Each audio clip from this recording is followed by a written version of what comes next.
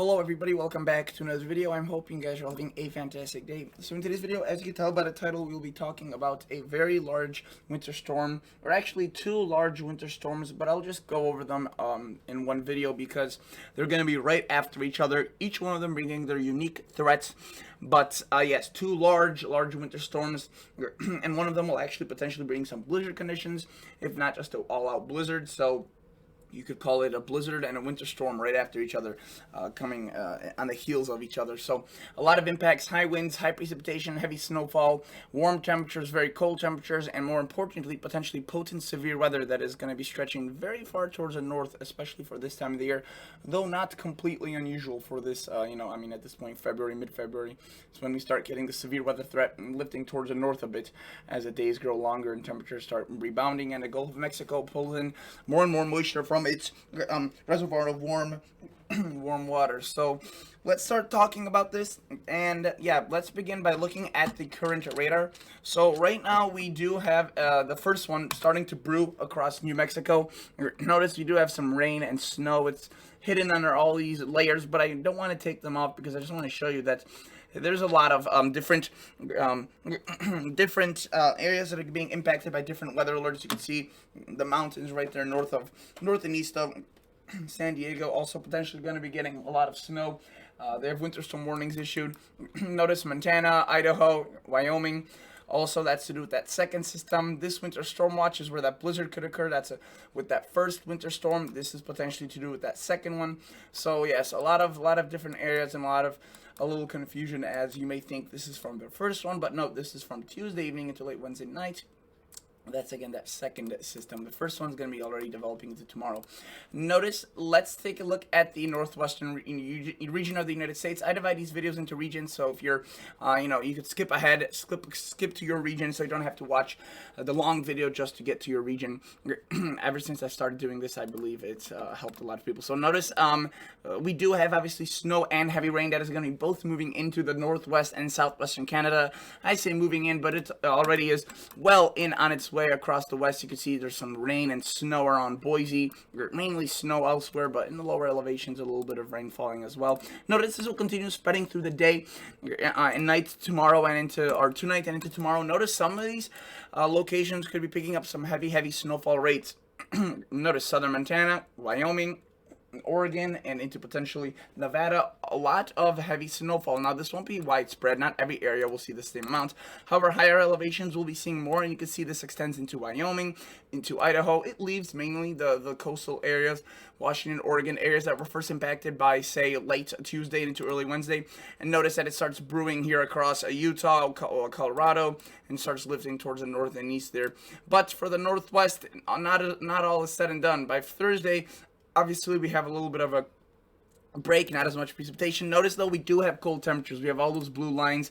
That is indicative of a cooler than normal temperature situation. And do note that we have another system moves in, not too potent, though it could bring some coastal rain showers and whatnot. So just through this time frame, according to the GFS model, total snowfall you could see, especially for the higher elevations, could be definitely substantial enough to cause obviously warnings and advisories for the European. If you look at its total snowfall prediction for the northwestern United States for, let's say, the next 100 or so hours, you could see again quite significant, especially towards the Cascades here. Would not be surprised to see some 2 foot plus amounts. This is showing lighter amounts because this is assuming a 10-1, but with cold temperatures as we're expected, some of the snow will be fluffier. Let's move on to the southwestern United States, as this is another area most definitely impacted by the storm, and arguably more than the northwestern United States. If you look at the snowfall accumulation that the GFS shows, just through the next 120-ish hours, you could see quite a bit of it. Thankfully not for California, and I say thankfully not necessarily because I don't want them to see snow, but they've already had a lot of snow and they're still reeling with all that flooding they've been getting. At this point, a lot of it has already soaked up, so some rain and additional snow would be nice.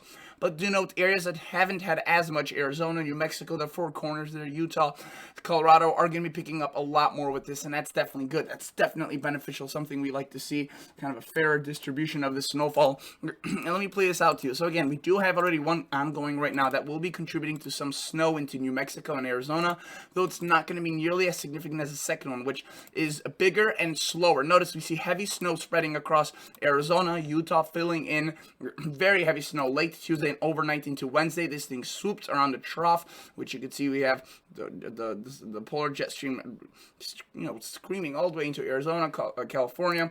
Now we won't see ridiculously cold temperatures, but they're gonna be cold to say the least, and definitely well below average.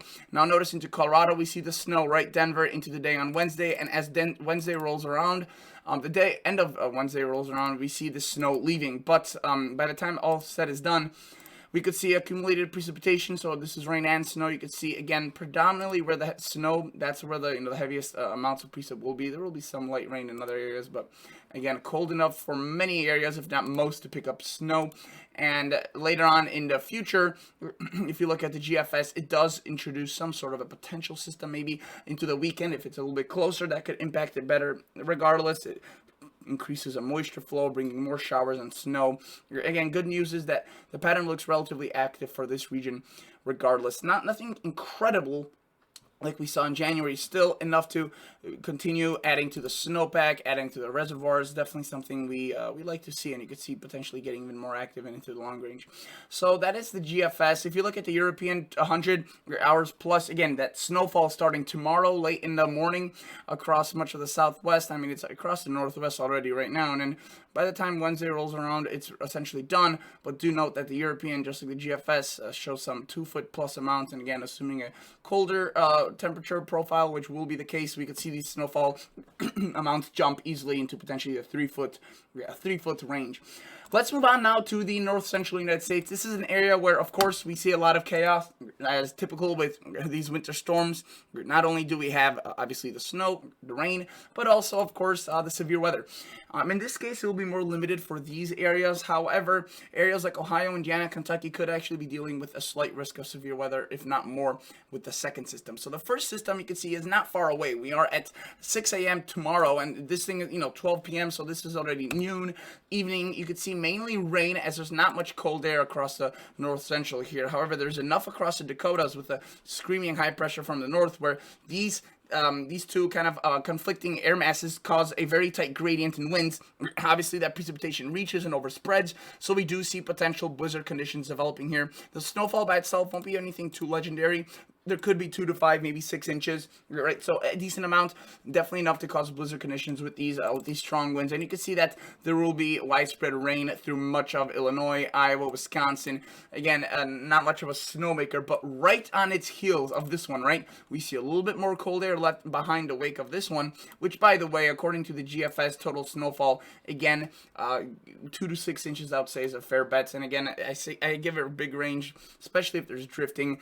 You'll know that range is pretty accurate because it's usually hard to even estimate how much snow has fallen during such an extreme wind event, and there definitely will be winds. If you look at the National Weather Service Weather Ready Nation map, look at all these winds already out ahead on the southern side of this, and on the northern side things could get really brutal. So yes, we'll definitely have to see how that unfolds. Notice on the heels of this, we see snow spreading through Kansas, Nebraska. You guys will begin to see snow, which is really good. You guys are in a drought, so we will want the snow here on late Wednesday into Thursday through the day on Thursday. This really is a quick mover, but you can see that snowfall rates are heavy, so it blasts through Des Moines, Iowa, Omaha. You guys can pick up quite a bit of snow from this. And again, the exact track is still a little undetermined. However, I don't expect this to move too much in either direction. I would say that this is more of the northern scenario. There is some of the the NAM and some of the other high res that are showing more of a southern scenario. That could be definitely could be the case. But notice other areas like Indiana, Ohio, this is where that severe weather aspect really kicks up. And yes, you guys could be seeing some unusually severe weather. I mean, you guys could probably assume that based on all these warm temperatures we've been having across the Midwest here. Temperatures will be in the 60s just south there into the Ohio. Southern Ohio and into southern Indiana, and you can see that into the day on Thursday, we definitely will be dealing with some severe weather, and you can see that snow overspreads some areas after that cold front blasts through, and we're left with a lot colder temperatures. 60s in Ohio are left with 30s, 20s, more typical for that time of the year. So that's a GFS scenario, and let me just show you what the total snowfall is. The second one will be bringing more snow, and you can see areas that do get struck by it could see 6 to 10 inches, I would say, is reasonable, assuming a stronger scenario like the GFS is showing with the heavier snowfall rates. Again, the exact track of this is still a little undetermined. This could shift to the north, this could shift to the south, but regardless, if you live in a city like Iowa, or in the city like Des Moines, Iowa, you guys probably will be seeing some significant snow. Even if this shifts to the north, I don't anticipate this moving hundreds of miles in either direction. It's been pretty darn consistent. So that is a snow swath. If you look at the European model, with that first one across the Minnesota area, you can see, again, there could be up to 6 inches of snow here, especially with the Cuchera, with the higher, with the colder temperatures, definitely easily accessible, potentially excess of 8 inches. Notice that European not as heavy as the GFS with those snowfall amounts. Still, it shows 4 to 5 inches. It's gonna cause quite a bit of travel disruptions and whatnot. And again, we'll have to wait and see which one is in fact the which one in fact does have the better handling on the system. Based on historical pasts of this winter, I would lean towards the European. However, with regard to this particular storm, both have done similar job on kind of on anticipating this system. I'm running out of words today. So the GFS was more of a northern scenario, or I believe southern scenario. The European was more of a northern one. So maybe with this one, the GFS does have a better shot of being correct. However, again, that's really speculative, as the impacts from either scenario wouldn't be impactful, and we could always have a combination of both, which is usually the case. But look at that. I mean, the severe weather into Indiana, Ohio, streaming up here on the day on Thursday. That's definitely something that is concerning. Not nearly as bad as with this first one. This one's not really going to have much severe weather other than across the south. And in fact, if you look at the Storm Prediction Center on Wednesday, so this is the first day of that second system, and you can see there's already a slight risk across Texas into Arkansas. This could definitely be an increase to an enhanced risk. If you look on tomorrow, Tuesday, Kansas City seeing a little bit of severe weather potential, nothing really much with that. But then Thursday, look at this, stretching way into potentially southern Canada almost. So yeah, an incredible severe weather event if this were to come true. I would assume at least an enhanced would be issued for Alabama, Mississippi, maybe a moderate. This looks like a pretty dangerous severe weather event, to be frank with you, and you can see that. I mean, we've had ridiculously warm temperatures, and there'll be no shortage of that, and you can see this thing just steamrolls through the southeast. Let's move on to the south central United States. So this is another area that will be dealing with numerous impacts, and in fact some areas will be dealing with snow. If you look at the GFS model, one of the models I'll be showing you here, it shows first rain with this first one, mainly for everyone. Maybe a little bit of snow into the panhandle of Oklahoma, but maybe Kansas, not much, even if there is a little bit of conversion to snow. Again, mainly a rain event. With the second one, there's more cold air left in its wake. There's still mainly a rain for the majority, right? Notice Oklahoma, Arkansas, Missouri, Louisiana. However, we do obviously have a more stronger system, so there's going to be more snow with it as the colder temperatures swoop further south. We have, potentially heavy snow across Kansas, Nebraska, some amounts easily reaching over a foot there, which is good. The guys here are in a drought. And across Texas, Arkansas, Missouri, into Kentucky, there could be some severe weather here onto the day on Wednesday, maybe an enhanced risk, so that's going to be pretty significant, something definitely to watch for. As this thing plows through, notice that it moves out of here pretty quickly, but there's a lot of cold air left in its wake. Pretty chilly, especially given what we've been looking at. And if you look at the radar, radar rain/frozen gives us a good look of how this will play out on radar. Again, kind of two separate pieces. First is just a northern piece, with that southern piece eventually catching up to it and exploding in intensity. I feel like the worst of the severe weather could be across Mississippi, Alabama, Tennessee, and Georgia there. So that's definitely something, an area we will have to watch for into the day on Thursday. But again, there will be a lot of cold air that moves in the wake of this, and you can see there could be some snow spreading across Texas with future little systems and nothing too significant as of now, it seems, but definitely a possibility. Notice the European shows a very similar scenario. That first system will be producing a lot of rain, not necessarily too much severe weather. Arkansas, Texas, Louisiana picking up definitely some noticeable amounts. And then that second one, a lot more interesting, a lot more dangerous. You can see that a lot more explosive cells there, and again, potentially into Louisiana, Mississippi, Alabama, Southern Tennessee is where this threat really comes or turns from a threat to a potential danger of significant proportions. And do note that we do have that snow still across Kansas and Oklahoma with that. So looking at the total precipitation from the European model in terms of rain, you can see that there could be some amounts, especially where those two systems combine and where the severe weather tracks one thunderstorm after the other. We could have some amounts that reach 4 or 5 inches plus, if not more. And then notice that if you look at the total snowfall accumulations according to the European model, there could also be quite a bit, again, especially across Kansas. These amounts are still, not set in stone, so keep that in mind. They could definitely still switch around, and you can see the GFS definitely shows a bit more. And in terms of total accumulated precipitation, it also shows decent amounts. Again, models like the GFS and European don't do usually too good of a job predicting severe weather, severe weather, especially with the rain swaths of the storms with the rain that the storms bring. So that's definitely something also to keep in mind. Do note that as we move into now the northeast, let's just keep it on the precipitation map here. You can see there could be quite a bit of rain, especially across Ohio and Indiana, where some of that severe weather action could take place. So this is where I want to address that. Again, for the most part, the northeast won't be dealing with severe weather, right? And there will be lack of cold air. So notice that with that first system that we have, again, mainly rain, and you can see it's going to be spreading rain well into southeastern Canada. Not a really big deal.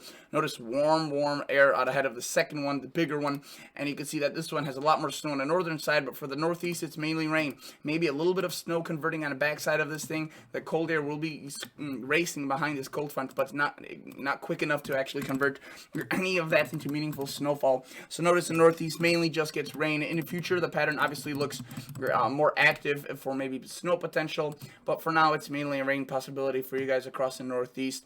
Again, with the first wave occurring on the day Wednesday, you can see, again, not impacting everyone, potentially not even impacting a majority of the people here.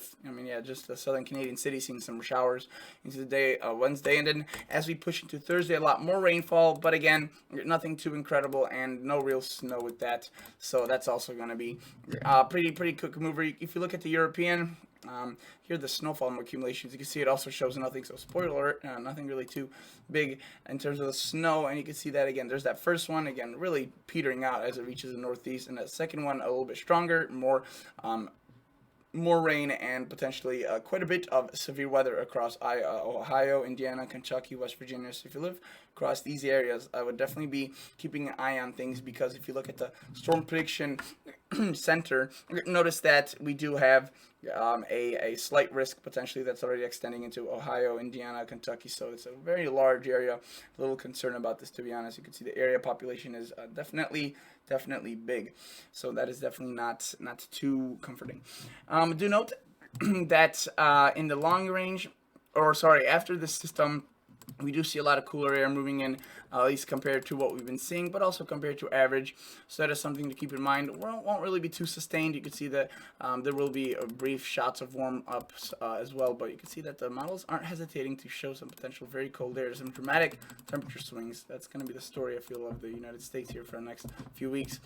Do note that the southeast, the GFS, it shows obviously a very, very warm scenario. This is why the severe weather will be as dangerous as it is going to be. Now, this first one will cause some rain, some showers into the day on Tuesday and Wednesday, but the real threat comes in on the day late Wednesday and into Thursday especially. Notice some showers beginning to erupt across Arkansas, here, Missouri, Texarkana area into the day on Thursday, late Wednesday, early Thursday. But once the system intensifies, the second one, that cold front right here, really starts intensifying. May not be the best representation here looking at the MSLP and precip, but right there, that's the thing we'll be really concerned about as this thing shoves north with those thunderstorms, ample amounts of moisture, very warm temperatures, and a strong system. And you can see that into the day on Thursday, we see this thing really showing some nasty storms, relatively slow moving, so flash flooding could be an issue, but these storms stay pretty strong all the way through the coast. Cold air will come swooping in behind us, so that will definitely be a contrast as well. Total accumulated precipitation, again, pretty significant. Obviously, the models don't do the best job predicting rainfall with severe weather,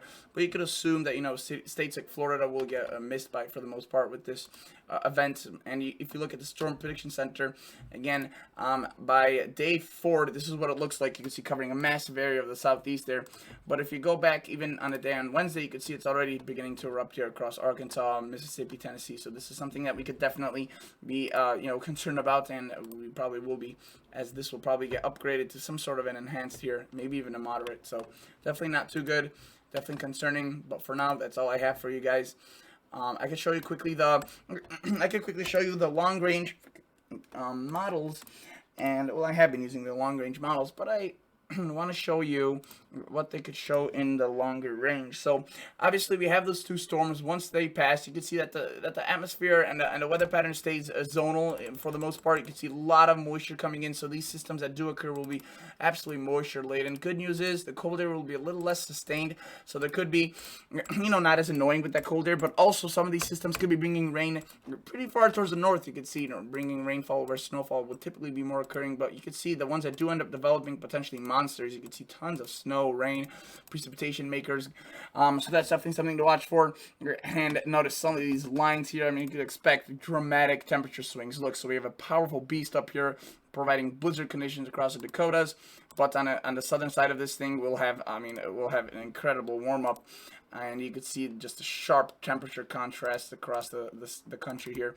So yeah, this is definitely something that it's looking interesting, and you can see some snow according to the GFS well into the south there, through the northeast. Whether or not this actually occurs, who knows? At this point, it's just a model guidance. But let's just say that the models have definitely been flirting with this idea for a while. Look at some of these temperature anomalies, very cold. And again, even mid to late February could be punishing even March, well into April. So we're still not out of the woods, even close to being out of the woods with winter. But you can see the high pressure stays strong. So right after that cool down, we see another dramatic pumping of moisture into the United States here, which ensues in some sort of another system of precipitation, severe weather. Lord knows what it will be.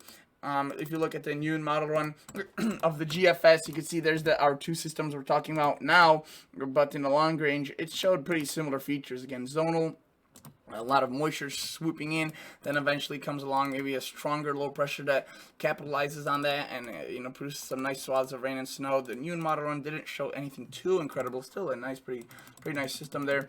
Showed that insane wild one across the Dakotas potentially, and then a larger one right here. So yeah, the models have been definitely consistent about this for a while, showing some large, powerful storms. It's been rather quiet for the past, few weeks. Relatively, there's been some storms, but these are definitely going to be packing a punch as we head into the long range. European obviously doesn't go as far, but even in its 240 hours that it shows, you can see it shows additional systems with potential, again, very heavy rain, very heavy moisture, snow, ice, all of that fun stuff. So I'll keep you updated, obviously. For now, thank you guys so much for watching. I'll catch you all on the next episode. See ya. Bye.